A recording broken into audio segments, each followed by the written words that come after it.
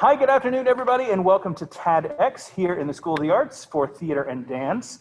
We are so excited today to have an amazing guest with us, McKynleigh Abraham, fresh off of her tour of Once on This Island. And McKynleigh is also a graduate of our program, and it is so exciting to get to see you and everything. The last time I got to see you was on your tour of Beautiful, the Carole King musical. Yeah. And Mike King and I we took a little road trip. Yes. And came up to see you, and it was phenomenal to see you on stage. And you were amazing, as always, and brought back so many memories of seeing Mickey perform on our stage here at NKU. So we're so glad that you were able to come and join us and to give us some insight into your career and share some of your wisdom and insight into the work that you've been doing. Yeah. So before we talk about Beautiful and Once on This Island, so tell us, how did you get started in theater and performance and singing? Because you have a pretty amazing long history and career. So how did you get started? Yeah, so I mean, there's a really great community theater in my hometown, Paducah, Kentucky. Woo, go Paducah. Yes. And it's called Market House Theater, and I started doing things there when I was about 7. I was in a production of Little Orphan Annie, and I was Annie. Yes. So I started my career strong when I was 7. Yes. And it just kind of, it was just the theater bug bit, and I never stopped. Like, I just kept auditioning for things, and my mom was like, okay, well, I guess this is your thing. Like, no sports. This is just, you're a theater kid. And I went to Governor School for the Arts. Shout out to Governor School for the Arts. GSA. Class of 2008. Which makes me feel dated, because there are people that are like, class of, are you all GSA? Class of what? Yep, see. And so I went to Governor School for the Arts, and that was kind of the time that I realized that I would really be able to do it as a career. I had just kind of seen it as like a hobby, like this is what I do. But then I started, looking into colleges, and I was like, oh, I can do this as like my job. And then took a quick little stint to Los Angeles to do the Glee Project when I was 19. Yeah. And then I was like, okay, I think I want to go to college. I want to do this college thing, and showed up to an audition at NKU, and I had one song in my book and one monologue. And I don't remember, I think maybe Ken was like, okay, what else do you have in your book? And I was like, nothing, but I have a really good reason why. I was like, but I can't tell you why. And then, the show aired. I showed up to NKU, and I just kind of, it's just kind of been nonstop. Yes. I've been very blessed and lucky to be in the right place at the right time with auditioning and pretty consistently working since I decided to make this my career. So I haven't really had longer than, I think maybe like 7 months of unemployment. Well, not right now, obviously. Right. Yeah. But like I've pretty much been working consistently since, I was like 19, even summers in between being here. So fantastic. Yeah. Fantastic. So now some of the people who will be watching this video later will actually be high school students in the tri-state area. So I'm kind of thinking about GSA, and since we've got some GSA alums in the house, for those students who may be considering auditioning for the GSA program, why should they? What was the experience like for you? So I was homeschooled my whole school career. So Governor School for the Arts was really, really amazing for me, because it was my first time going into like a structured learning thing, and I know there are a lot of homeschoolers in Kentucky. So if you, it's a huge thing if you're homeschooled and you want to go into like a structured learning thing while still not feeling like nervous.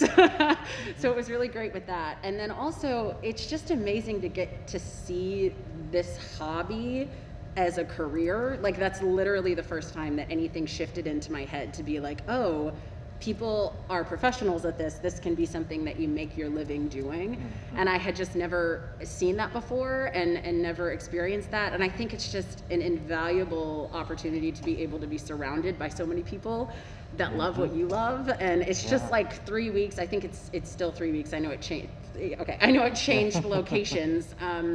But it's just such an amazing time to be in a place for 3 weeks and just be like loved on by everybody that feels the same way as you do about things. It's such a cool experience. Yeah, and it's, for those of you who don't know, who might be watching, it's also an opportunity to get a scholarship. Oh, yeah, which yeah. is such a huge, awesome thing that the state of Kentucky does.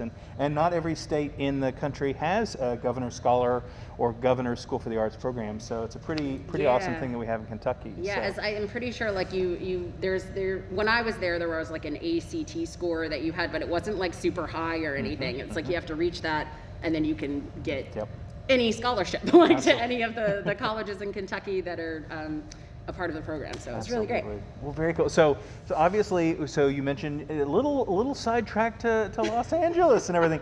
So, okay, 19 years old, Yes, right? yes. From Western Kentucky, Yes. and had gone through GSA, but been homeschool experience and theatrical experience. Like, so what was that like? Was it like crazy, like fish out of water experience, or did you like, oh yeah, this is my, I'm totally fitting in. This is exciting. I don't know. How'd you feel? I've always been the type of person that just kind of like does things. Like I just do them, and I like not incredibly impulsive in a problematic way, but just like, oh, this is what I'm doing. Great, I'm jumping in. Yeah. So my parents are pretty cool. So I always say, I was homeschooled, but I was homeschooled by really cool people. Yeah. So and her parents are awesome. my By the way. They're parents amazing. are cool. Yeah. So I don't know. My friend just mentioned, you want to drive me to this audition. I wasn't even auditioning. I just was gonna drive my friend.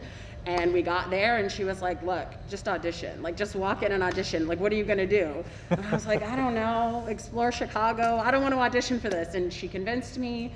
And unfortunately, she did not make it. But I did, randomly. And it was just so weird because when I auditioned, I kind of forgot about it. Like, I auditioned and then I was like, well, I'm never going to get on that show. Like, there's like 40,000 people that are auditioning, no way. And I went back home, kind of forgot about it for a couple months, and then got a Skype call, and I booked it, and I was like, okay, I guess I'm going to LA. So I went, and it was very much like, it was a culture shock, but no one knew it was a culture shock. It was all inside of me. I was very good at putting on the face of like, great, I'm in LA, let's do this. But on the inside, I was like, what the heck? Yeah. So yeah, I mean, it was definitely like a once in a lifetime experience, and I think about it now and I'm like, wow, that feels like a whole life ago, like that I did that. But it was really cool to be able to go and meet people. Now I'll listen to the radio and I'll hear people that I like know personally. Like I met a lot of big names. I worked with Ryan Murphy, like, which is crazy. And I became like really good friends with some people that are doing some really big things, and it was a really great experience, but it was definitely feels like another life ago. Oh, yeah. Well, now, obviously television and film, it's obviously there are a lot of similarities in what we do in theater, but obviously there are a ton of differences. What were some of the things that you've noticed, being and working in New York and being on national tours and auditioning in New York versus your experience working with television? What were some of the things that were different that you're like, oh man, I wish I had maybe known this, or if somebody had told me about this, or if I had it all over to do again, what were some things that maybe would be helpful to our viewers? I think that one of the things that's difficult for me with film is that I have for so long done things with a live audience. So when there's not a live audience, it's kind of hard for me to connect because that's not a skill that I have nurtured or tried to grow. Because film and television isn't really, it's not my passion, but it's definitely, it's a very different experience. Like I actually remember being on this stage, doing Les Mis, and I was doing a little scene in the corner over there, and Ken got up and walked up to me and he was like, what you're doing is great, but for TV and we can't see it. So make it bigger or cut it. And I was like, got it, great. But it's definitely, there's like the differences between like the subtlety and being over the top. And I just really love being over the top. I love a live audience. So I don't know, for me, television and film's not really my thing. But I think that, I know Corey had a auditions class and she did some film audition things. And when I was actually in that class, I was like, man, I wish I would have known these things like before but that's the risk you take when you decide to do things before you go to college. But yeah, I think that just like anything you can do to learn and nurture the skill of film and TV is something you should do, because especially right now, I mean, that's kind of the only industry that's booming right now because everything is on camera. So I think any opportunity you have to nurture that, just don't let it get lost. Unless it's not of interest to you, so, So yeah, I think just like try and nurture that skill if you can. Yeah, well, and I think that's a really good point too, Mickey. Is that I think in our culture, so many people here saying, oh well, you're not a success unless you're in LA and you're doing film and TV, or you're not a success if you don't have this or doing this or whatever.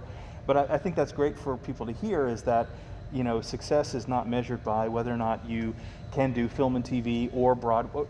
It doesn't have to be either or. It can be anything above. Or if you're not interested and don't enjoy that particular part of our industry, then that's okay. Yeah, that's okay. And it's interesting that you said that. So I'm also a life coach. So I'm a life coach and I'm a performer. And something interesting that you just said that I've actually talked a lot to my clients about is that you said, measuring success. It's like success is up to your own definition of that. So like I could be over here and be like, well, you're not successful if you're not on Broadway. Well, your definition of success might not be being on Broadway. So while I think you're not successful, that doesn't necessarily mean that, you're not successful. It's all based on your own definition of success. So I think just like understanding why you're doing something and like the reason and the outcome that you want to get, and that's what decides what you're successful at. So absolutely, yeah. Absolutely. Well, so obviously you did a ton of shows here at NKU, Yeah. And I had the pleasure of getting to work with Mickey in a production of The Farnsworth Invention. Yeah. Miss Lizette Sarnoff. That was my first principal role. Yes, and Yeah. she was fabulous. She was gorgeous and fabulous. But so you had some really, really cool experiences here. Well, you had experience. I'll let you say if they were cool or not. Yeah, no, they were cool.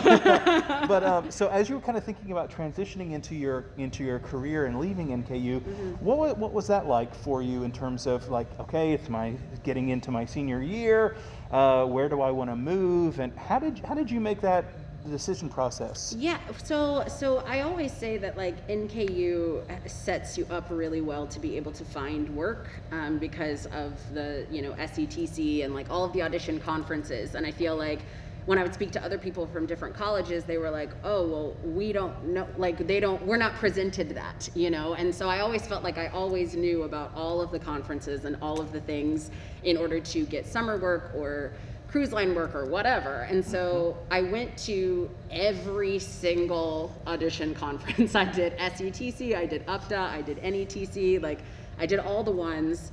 And so I think I was just, it was kind of like that was the road that was like laid out for me, and I had known that was a road that was being like paved for me throughout my 4 years here. So it wasn't really hard to know what to do. I kind of was set up to know what to do, which was really great about being here. And my senior year, I kind of did hit the ground running with auditioning.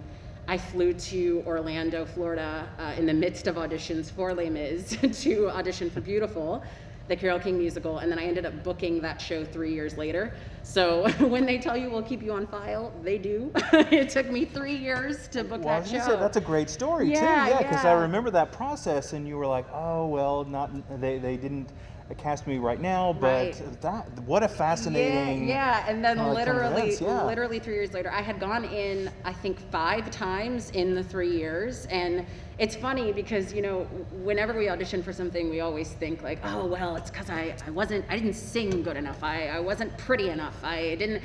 But the funny thing is once I booked it, I actually realized that I didn't book it because I was the tallest Cherelle there had ever been in the history of Broadway or tours.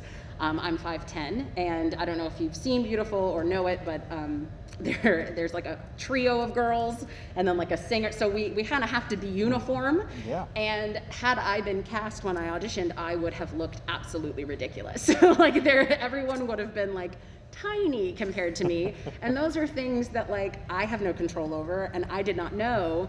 But 3 years later, the casting moved around, and It worked, yeah. it fit, but it's funny because all of the false negative beliefs that I fed myself in those 3 years about why I was not booking it were all untrue. It was all something I just didn't know and didn't have control over. So, it's a good lesson in trusting the process and trusting your talent and you being self-aware enough to know that you are right for a part and just continuously going in. Absolutely. Well, Yeah. and that reminds me of a colleague of mine who told me, he was going up for a musical in New York, and he kept coming in, he kept being called back and called back and called back.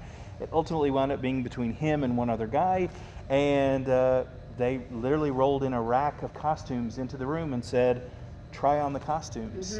And whichever of the two actors fit into the costumes better was the one that got hired. Yeah. And he didn't fit the costumes as well as the other guy.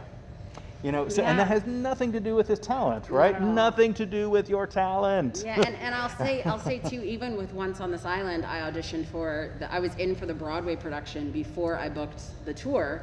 And I didn't book the Broadway production, and then I didn't know why, and then 2 months later it closed, and then a month later I booked the tour. So it was all of these things you can tell yourself, but then you never know. And of course I've had things where I've gone in and not booked it, but we're not sharing those stories right now. But yeah, so it's just trusting the process and trusting your talent and your confidence. Yeah, and also too, just a great lesson of being so careful not to wear your emotions on your sleeve, and that you're going to have 10 times more rejections or no's. But again, that doesn't mean that that's the end of your life and your career and your work. Absolutely. I will say that, so I pride myself on being really good at rejection, right? I get rejected from a show and I'm also I hate using that word. I don't book a show. Correct. And I'm Exactly. not rejected, but I don't book a show, and then I'm okay, let's move on, it's fine. I was in callbacks for the national tour of Frozen, the first one that was going out. I went in 8 times in 2 months. So I was in every single week. I was in there, and I actually passed the time of being a union person and not being paid to go in, because if you go in a certain amount of times as a union performer, you have to get paid. And I actually passed that point, and then I didn't book it. And I was absolutely devastated. I remember I was walking around New York, what did I waste my time? I had convinced myself I was going to be in the show, but we all have those lows, and then you got to bounce back. I think I auditioned for something later that day after finding out I didn't book it, and that was not my best audition, but yeah, we all have our ups and downs in this industry for sure. Well, and just keeping the human side of you going. Yeah, absolutely. Being okay with that. Yeah. All right. So well, I'm glad that you brought up the audition process and going to UPTA and going to SATC and auditioning for the Muni or Straw Hat or all the NETC and everything. So as you're going out in your senior year and you're auditioning and things like that, what was the thought process about you? How did you decide where you wanted to go and have as your home base? Was New York always the destination, or tell us about that? New York was always where I wanted to live. I think I was 10 years old, and I had just seen 42nd Street for the first time at the theater in Paducah, and I was I'm moving to New York, Mom, Dad, I'm moving to New York. I'm 10 years old, but I will be in New York one day. And it's always been, I obviously always had this plan, I had in my head, I don't want to move to New York unless I'm equity, because I don't want to have to struggle with auditioning and everything like that. But I ended up moving to New York with an agent instead of being equity, and so it just worked that way. But yeah, New York has always been the place that I've wanted to live, and I am still very, very emotionally attached to New York. At the moment, I'm living in Nashville because my lease was up and I didn't have a job, and COVID made that happen. But very much looking forward to the time that I move back to New York. New York is very much my place. It's kind of become my home. I have my community there, and yeah, so it's always kind of been a thing that was in my heart. So. Absolutely. Now, all right, well, 2 things then. So So obviously going to New York and having an agent, and that what an interesting experience that is, and everything. Yeah. How did that work out for you? I actually got my agent because of Ken Jones' daughter. Shout out to Haley. She was actually signed with this agent, and he reached out to her and he said, "Hey, do you know anyone that would be right for the Motown tour?" And she was like, "Wait, I do. I have a friend. I have my friend Mickey. Hold on." So she reached out to me. And I, once again, surprise, was too tall for Motown. But he was like, "I would love to meet with you when you move to New York. Like, just reach out to me." And I met with him, and I signed with him, I think maybe like a week later. And I actually am in the midst of transitioning representation right now. But I was with him for 3 years. And living in New York and not being union, so I did that for maybe like 5 months. I lived in New York without being a part of Equity, and it was fine, like, because I had an agent, so I would get audition appointments. So I never had to wake up at 3 o'clock in the morning and stand in line and hope I got seen. Like, that never happened because I was blessed, lucky to be in the right place at the right time and have an agent. so I never had to do that. But it was a very like seamless transition into moving into New York, and I think it's because I worked for about 1.5 years after graduation with children's theater and like regional theater and theme park stuff before I moved to New York. So I had like been out of college for almost 2 years and like saving money and making more connections and emailing as many people as I could to make sure that when I got to New York, I had like a soft place to land instead of just kind of being like, what's happening? Yeah. So yeah. Well, and I was going to say, in New York and in LA and Chicago, we actually have a lot of NKU theater and dance alums, which makes this really cool community to befriend and to be a part of and to help each other out and to be supportive. And I love that example, that story of, oh yeah, I do have this friend. Let me connect you with that, because we forget how very small our business is, right? And that's why it's so good to make connections, to make friends, to keep in touch with one another. Yeah, and I'll say something on that too. It's actually interesting. So New York is so big, but also so small. And there was an alumni named Kyle Seeger that was here when I was here, and he wrote musicals. And he actually did a concert version of a new musical that he wrote, and he was in grad school, right? Yeah, and he got me and another alumni, Gabby Francis, and we got together and we sang in this new music venue in New York City, and it was so cool. And then I showed up to callbacks for Ain't Too Proud, and I heard a voice coming from the room, and I was like, who is that? And out walks another alumni, Kayla Pecchioni. And I was like, oh, here we are, up for the same part again. Hello, I see you. But it's amazing to be in like Pearl Studios, like an audition studios in New York, and see people that you spent 4 years with, and you're like, all of a sudden the dance call is not so scary anymore because you've been in this situation with these people before. Absolutely. So yeah, there's a lot of NKU people in all 3 of those places. Yeah, a lot. Oh my gosh. Well, so kind of a nitty-gritty question. Yeah. So, all right, moving to New York, and we've got students who are going to be graduating in a few months who are going to be moving to New York. All right, so like thinking back, like, okay, oh man, I wish I had visited this neighborhood, or I wish I had done X, Y, and Z, or something that maybe you've learned going through the process of leasing or subletting or anything like that. What are kind of some tips of the trade that you've learned? So I'm a big planner. I don't like to be in situations where I don't know what is going to happen next, which is rough to be an actor and have that mindset. But I will say that I was very proud of myself for how I moved to New York, because when I moved to New York, I had a place to live, I had a meeting with an agent, and I had a job the next day. Because I did my research and I planned and I emailed and I sent out my resume and all of this stuff. Yeah. So I would say do that, plan it. Don't plan to move to New York and just figure it out. And I didn't even have a lot of money. I think I moved with like $1,000. So I'm not saying like you have to have a bunch of money either, but it's all about planning, even if it's not monetary. Just making sure that you have some plan when you get there. And I would say as far as subleasing goes, always get a sublet agreement on both sides. If you are ever in a situation where someone's like, sublet my apartment for 2 months, say, amazing, let's write it down and sign it, because people are crazy. People are crazy, and you want to make sure that you are keeping yourself safe, keeping them safe, and you're not going to end up on the street because they decided to come home early from their gig. Yeah, we don't want that. We don't want that. So I think my biggest piece of advice would literally be plan and always get what is happening on paper. Sign it and get it on paper. Absolutely. Well, cool. Well, before we kind of talk about the experience of tour life and rehearsals for a tour and all that kind of stuff, let's open it up to see if we've got any questions, right? Either questions in our chat room online or questions from our folks here in the theater. What do you want to know? What has Mickey said that has maybe sparked a question for you? Yes, ma'am.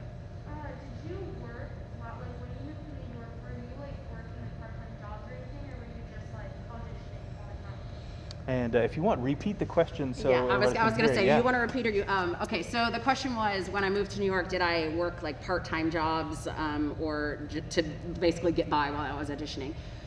So yes, actually, I've actually only worked one place. Once, like I said, I continue to say this, I was blessed, lucky, in the right place at the right time. I started working at a restaurant, a very nice restaurant in Midtown, and I started there as like a back waiter, like a server's assistant, and I juggled that, not a lot of sleep, working, going to auditions in between double shifts, like I did that whole thing. And then when I left to work for, I left to go work on Carnival Cruise Lines for a bit. And then that translated into working with Beautiful. And then I came back from Beautiful and they actually hired me back. And I got kind of like a management position. So I was a maitre d'. So I worked there full time and I just told them that I had another job in the daytime, which is not necessarily incorrect because auditioning is a job. So I just said, you know, I have another job during the day, but I can work evenings. So I worked every night and I auditioned every day, and it just kind of worked out that way. So I just kind of, I found a place that welcomed me back. They actually just offered me my job back. And I was like, well, I'm not in New York, but catch me next time. But yeah, so I did find a place, but I think it's really important when you find a job to really think about performing as also your job. Like even if you're not getting paid, auditioning is still a job. And you don't want to get into a position where your part-time job is preventing you from doing what you came to New York to do. So I think that, you know, just kind of planning out that schedule of like, okay, this is when I'm available, this is when I'm not. And you know, if you have to, getting creative with the reasons why you're unavailable. I'm not telling you to lie, but get creative. And that's what worked for me. Just kind of understanding that auditioning is just as much of a priority as making money is, because that's why I moved to New York in the first place. Yeah, that's so important, right? Don't lose sight of why you're there, right? You were there for a reason. We had another question. Yes, ma'am. What are your pros and cons of like joining equity and like the union and stuff? So the question is, what are the pros and cons to joining a union? So I'm a member of Actors Equity Association. So that is a tricky question to ask in the middle of a global pandemic, because I have different opinions based on what's happening right now. But in general, I'll just answer in general. Being in the union, it's great because you have pay scales. So you're kind of protected, and you're not going to be working somewhere making like $100 stipend. Like that's not going to happen. I've been what's called an equity deputy in both of the tours that I was on, which means that I was kind of the liaison between stage management and the cast. So if anything was happening or anybody felt unsafe, you could come to the equity deputy, and then we can send an email to like the higher ups, and they can come and be like, this is unsafe. Like you can't be on the stage when there's no one, you know, when there's not stage management on the stage. You can't, it's basically set in place to keep you safe. And if you're part of the union, you are eligible for benefits. So you can, you know, I have a 401k and insurance right now, which is an amazing thing to have as a performer, to be able to say I have like the benefits that a real job has, you know what I mean?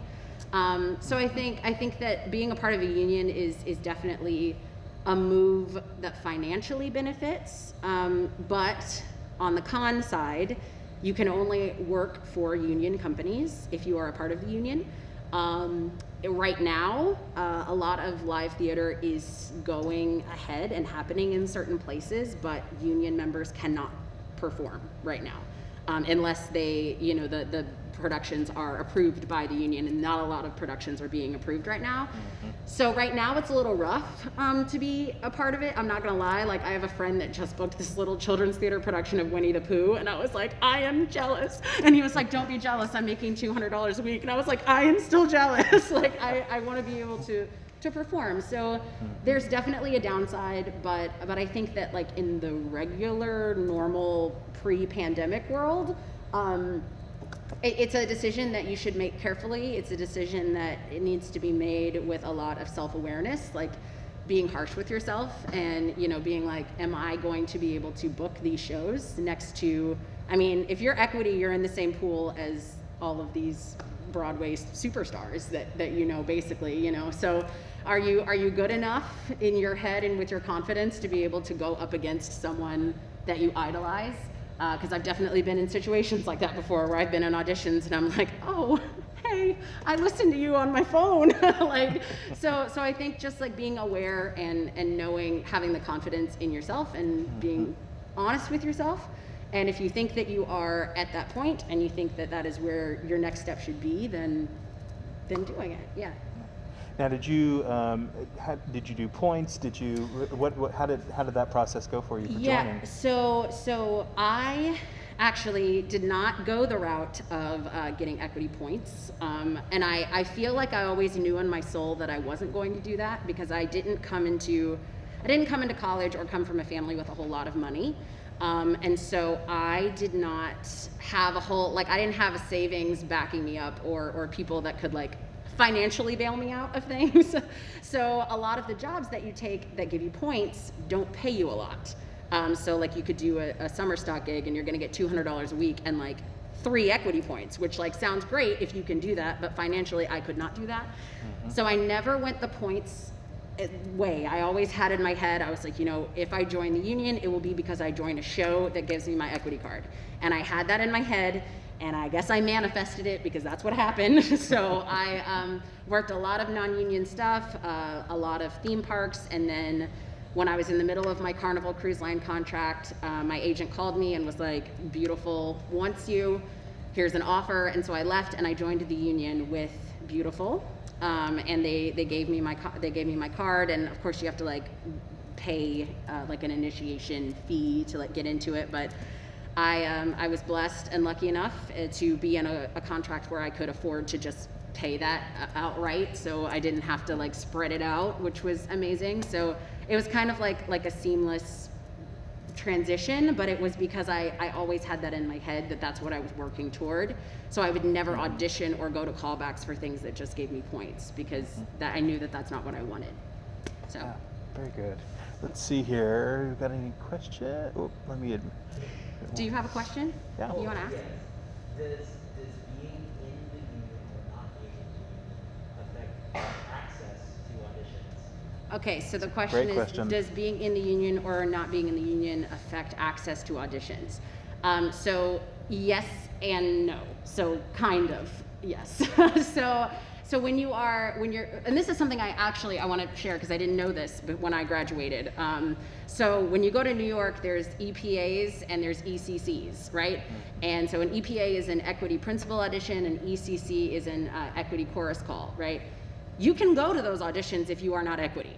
I did not know that. I thought that I had to be equity in order to go to these auditions. I also didn't know what any of those letters stood for. Like I had no idea. So it's definitely, you see those things, and if you're not equity, you can go, but it's a little scary, I'm not gonna lie. It kind of feels like a little bit of gatekeeping is happening, which is a problem within the industry that needs to be fixed. But it's definitely, you show up and you stand in line for hours and you get on an unofficial list and you hope that the people honor the unofficial list. it's definitely difficult to get into like Broadway calls if you are non-union and if you don't have an agent, but it's doable. Like it's absolutely doable. Like I did it, and I know many people that have done it, but it's definitely something that takes a lot of planning and a lot of perseverance and a lot just, you know, you just got to be really confident. It's not an easy industry, and I know that the way that I talk about it, it seems like it's been easy for me. It hasn't really. I'm just like a very type A person, so I just overly plan everything so that I'm not like confused or without information, right? But it is not an easy industry. It's very hard. It's very sad sometimes. It's rough. It's rough. And so I think that if you go into it and you love it enough and you're confident enough and you know your stuff, then it works, and it can absolutely work. Even if, you know, I know that some people think, well, you know, you're at NKU, there's not like a showcase, there's not this and this and this. Well, I did all of this, and I did not have a showcase. I just got out and I worked for it, and I did it. And honestly, I feel better having worked for it and having earned it than, you know, no slight to anybody who has a showcase, but I am happy that I didn't. Honestly, I feel more grounded and like I worked harder for what I did, what I got. So. Okay. So, oh yes, ma'am. So I know that you were on like this season with Alex Newell. Like, you all still like talk because you were both like in what's on the side. Yeah. So the question was that I did the Glee Project with Alex Newell, and if we still talk. Yes, we still talk. I actually still talk to Alex Newell and Lindsay Pierce, who is currently the Elphaba in Wicked. On Broadway, or currently, she is currently, yes. But yes, I still talk to both of them. Alex Newell and we text all the time. I love them both, and those are the two that I still talk to the most. But yeah, he's cool. Oh, thank you. I was like 11, I was like, oh my God. Thank you. Well, now, so you'd mentioned, you know, obviously being on tour and also doing work on a cruise ship and getting that call in the middle of your contract and everything. So what was cruise ship life like, and how did you? Because that's a real scenario where you get a call from your agent, you're in the middle of this contract. How did that work out for you? So it's funny that has actually happened to me twice. And one of the times it worked out, and the other time it did not work out. So I was working with Carnival, and in Carnival with that company, it might have changed now, but with that company they did not have a contract clause that meant you had to like pay out if you left your contract. It was kind of open. And so you could leave when you wanted to leave, but I will say I probably won't work for Carnival ever again. But it was a sacrifice that I was willing to make because I knew that I wanted to be in a musical. When I was on Carnival, I was a singer-dancer, and that I wanted to act, and that is not what I got to do. My degree is in acting, so I was like, yeah, musical theater is great, but that's not what it's not what I wanted to do. So when I was on Carnival, I just did a lot of singing, a lot of Whitney Houston, a lot of Tina Turner stuff. My vocal cords hated me, and it was cool to get to go to like all of the destinations, and like it's a good place to be if you want to save money and you want to just perform. I know there are a lot of people from NKU that have worked for Carnival specifically. There's a lot of Carnival NKU people. There's a lot of other people that have done cruise lines, and they love it. I think it takes a specific type of person. I am not that type of person. I did not particularly love it. But it's something that a lot of people really love. So if you are someone who wants to travel and save money and sing every day, it's the perfect situation for you. But I booked Beautiful, and I had to leave. I think I got the call on Monday, and I had to be off the ship by Saturday of the same week. And it was really rough because I had a show that was like my show, that was the Motown show, and there were no other Black people in my cast, and there was not anybody, no woman that could sing what I was singing, and so they actually had to cut that show for a couple of weeks, I think like a month or two before they like hired someone else to take my spot. So it did put a wrench in things, but one of my best friends, who is still one of my best friends, was the dance captain, and she's the one who kind of had to figure everything out, and she was like, if you don't take this, she was like, you need to leave right now. She was like, you need to get off this ship and go do beautiful. So I felt a little better. I didn't really feel like I was leaving my cast in the trenches, because they kind of were like, we love you, we're giving you our blessing, please go. But I think Carnival was mad at me a little bit, and they're probably still mad at me, but that's okay. That situation actually happened to me at the beginning of this year, which, you know, this is just the way 2020 started. I actually booked Jagged Little Pill on Broadway, and I couldn't take it because I was still doing Once on This Island, and I did not have an out in my contract, so I couldn't take it, and it was really sad, and it would have been my Broadway debut, and I was just gutted. And it would have been understudying the lead, and yeah, so that was sad. Sometimes it happens and you can't get out of your contract, and sometimes it does and you can. So I think it's just like gauging how it's going to affect your future career. And I wouldn't suggest leaving a contract if you feel like it's going to blackball you, because that happens in the industry. So I think just thinking about it, talking to your agent, talking to the people that are around you, and making sure that you're sure that that's something you want to do. But yeah. It happens. It happens. So now, rehearsing a show for a cruise ship, you know, did you, you know, different cruise lines will have different studios that they rehearse out of.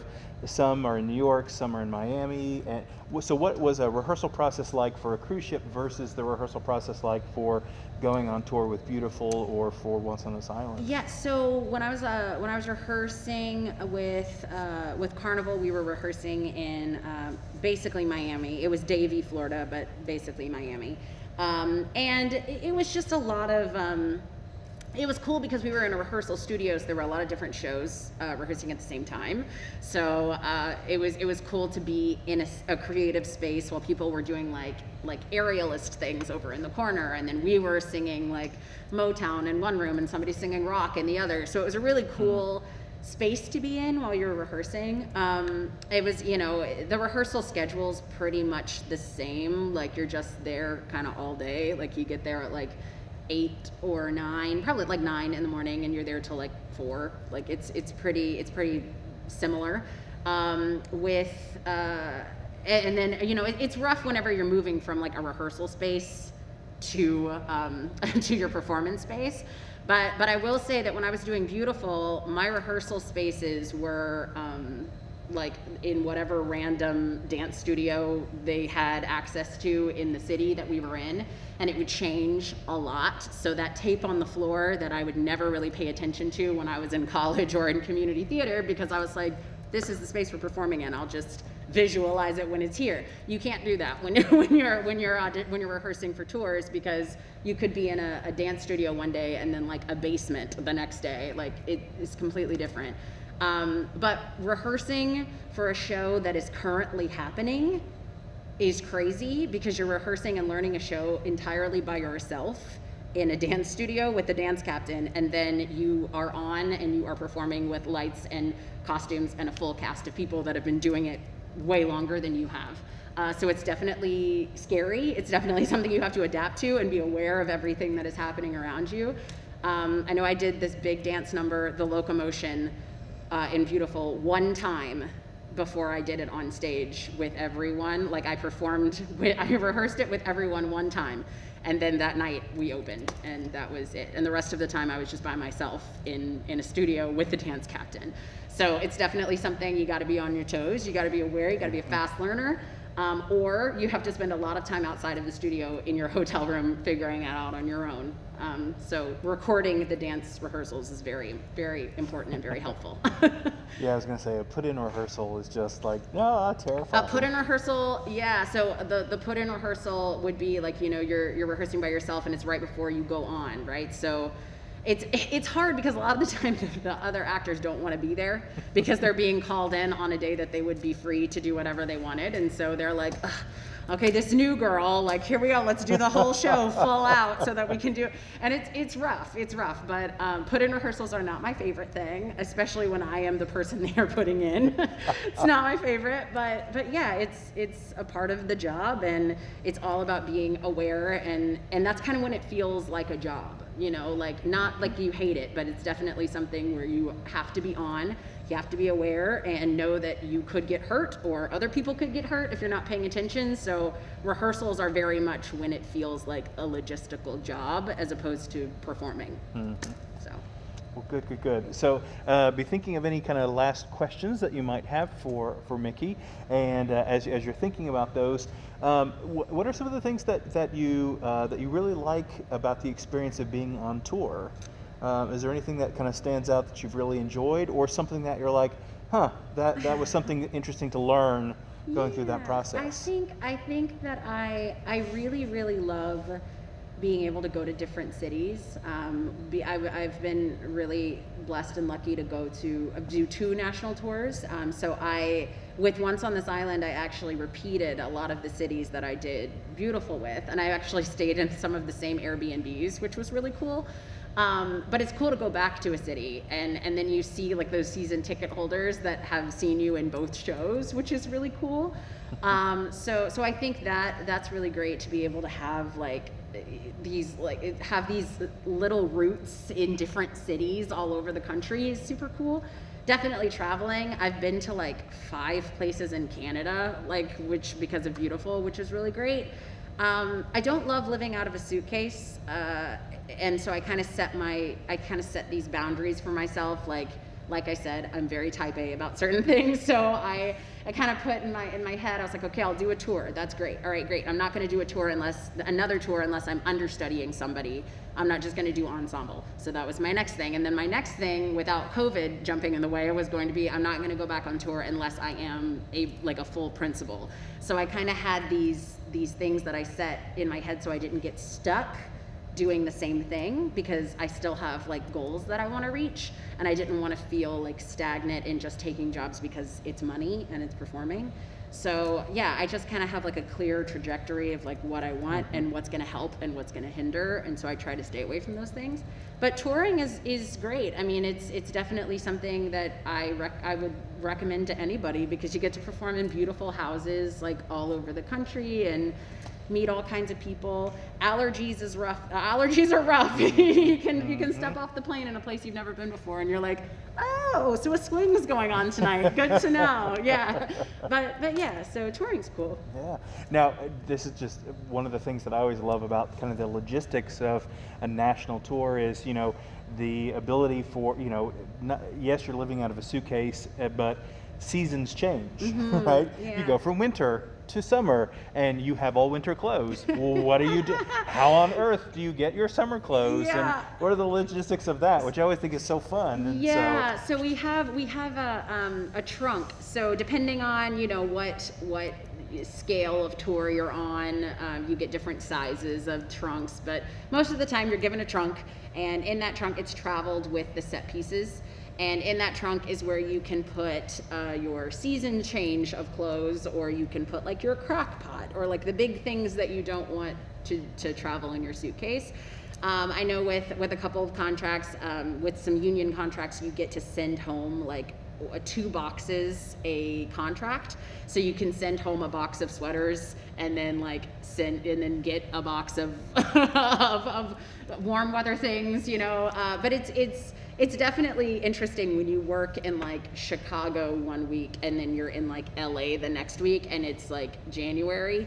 It's very interesting, especially on your vocal cords, but also you're traveling with a big winter coat, and then you get off the plane and you're and now my Birkenstocks are going on. It's very interesting, but it's a thing that I kind of wobbled through with Beautiful, but then Once on This Island started, and I was like, oh, I got this. I think I was down to 1 suitcase and a carry-on with Once on This Island, because I traveled with Beautiful for 2 years, so I knew the ropes of touring and how to be productive in what I carried. So. Excellent. Well, my last question I'll do in just a second, but I would love to hear, speaking about health, how do you take care of yourself? And so be thinking about that, how you take care of yourself on tour or in New York. But let's see if we have any last questions from either our chat room or in the house. Yes, sir. Oh, Oh, perfect. Great minds think alike. Elaborate more about how your audition process was like for Once on the Island and how the production was closing, so you got offered the national report. yeah. So the question was to elaborate on my audition process for Once on this Island. So I initially went in for one of the replacements for the role of Andrea on Broadway. And I was in for it. I was in callbacks for it and everything. And when everything was over, and it was the same casting and directing team as the tour was. So when I went in, everything went good. I left. They called my agent and they were like, okay, we're super interested. Contracts are coming to an end in like November or something. And I think this was in August or September. They were like, we're gonna have some movement happening in the company, so we will call her. So I don't know if like they chose someone else for what I was going in for and then they wanted to keep me and use me for something else. I'm not sure. But they said, you know, we'll call her in November. Like they straight up said, we will call you in November. And then I think the announcement came that they were closing like mid to end November. And so then I was like, okay, well, I guess they're not going to call me because everyone just decided to stay until it was over. And then they announced the tour and they reached out to my agent and they were like, we would love her to come in. Funny thing, I have no idea what time it is, but I'll try to speed this through. So funny you asked about my audition process for Once on this Island. So they called me in for Andrea once again. I told them I didn't want to go in for Andrea. I said that I wanted to go in for Papa Gay. And there was a lot of pullback for that, and my agent was like, I don't know if that, and I was like, listen, I want to be seen for Papa Gay. I know I can sing it. I want to be seen for it. And lots of pullback and arguments were happening, and so when I went in, I knew the material they wanted me to go in for, so I wasn't just like ignoring them. So I learned the material they wanted me to learn, but I went in with the Papa Gay stuff, and they said, what are you doing for us today? And I said, Papa Gay. And they said, okay, go ahead. Now, I will say, I was a nervous wreck this whole time, but I did it, and they were like, wow, that was great. And then I ended up booking an ensemble role that understudied Erzuli, the goddess of love, Papa Gay, demon of death, Andrea, who they wanted me for all along, and then someone that was doing just in the ensemble, and I did the show every night. So I basically covered all the same roles as like a swing would, but I was on stage the whole time. And it was also funny because I was the top soprano line, which if anybody knows me from going to college here, I'm not a soprano. But I was singing the top soprano line and male vocal parts as Papa Gay, and I got to go on for Papa Gay. So I got a lot put on my plate because I pushed for that, because they were like, okay, great, Papa Gay, but also what we wanted you for. So how about that? So I had a lot on my plate. I had a lot of rehearsal time that I had to do, but I pushed for something, like I said, being self-aware of your talent and your confidence and knowing what you can do. I pushed for it, and I was confident in the fact that I could do it, even though they didn't think I could do it, and it actually worked out, and I got to go on for Papa Gay before it closed. So yeah, it was rough and it was scary, but I did it and I stayed strong, and yeah, it worked out for me. So that's one of my actual favorite audition stories. So I'm glad you asked that. That's brilliant. That's brilliant. Yeah. Well, and so dealing with that kind of stress and being scared but going through it and doing it, and dealing with temperature changes and geographical changes and just the stress of being on tour. How do you and I know that you're a life coach and everything, and so how do you approach your mental health, your physical health in staying active as an artist and being on tour? How do you approach that? I think as far as mental health goes, I think it's really important to find time to have for yourself when you're out on the road, especially because when you're out on the road, you are surrounded by your cast every single second of every single day. You work with them, you live with them, you travel with them. So I think it's really important to be able to, like I have to be at rehearsal this day at 11, I'm gonna wake up at 9 and I'm gonna go to a coffee shop and I'm gonna read, or I'm gonna do something for myself that is just with me in this city. So I think that's really important, finding alone time. I think As far as like keeping yourself healthy, with certain equity contracts, you get a physical therapist that you can meet with every week. And I think it's important to go to physical therapy like every week, even if you don't necessarily think you need it, like you do. So I think it's important to take care of your health that way. And you know, just being on top of it. I mean, if something is like tweaking in your back, like listen to it and take care of it right then, instead of just being like, oh, it's fine, I'll do a show. I think when this is your career and it's not an educational thing or a community theater thing, you need to understand that while the show will go on, it can actually go on without you, because there are understudies. And I think that that's something that we don't know until we get to a professional setting, because there's not understudies, or there's not swings, there's not somebody to catch you if you can't do it. But when it's your career and it's your job, and if something happens to you, you literally have no way to make money, it's important to understand that if something is hurting or something doesn't feel right, you need to take the time off, you need to use your sick days, and no one's gonna think that you are any less than if you take care of yourself. You're not proving anything to anybody except for proving to yourself that you don't care about yourself. So I think just being on top of physical health, mental health, giving yourself time alone, because no matter if you realize it or not, it's draining on you, being around people all the time and not being able to get away from them. So yeah, I think just those two things, just giving yourself grace, because in the entertainment industry, we don't give ourselves enough grace for things, because we think that if we stop, someone's gonna run ahead of us. But just understanding that it's your path, so no one can run ahead on your path, because they're on their own path. so just taking care of yourself and listening and giving yourself grace, and you get through it. That's great. Yeah. Perfect way to end today. Yeah. Thank you all so much for those of you who came today in person and online. So glad to have you joining us, and we're so honored to have Mickey join us today, and we're so proud of you and all that you do. Thank you. And so again, if you have any questions for Mickey, I know that she'll hang out for a couple more Yeah, I'll be minutes. here. But again, thank you so much for tuning in to TADx, and we look forward to seeing you next week. Thank you.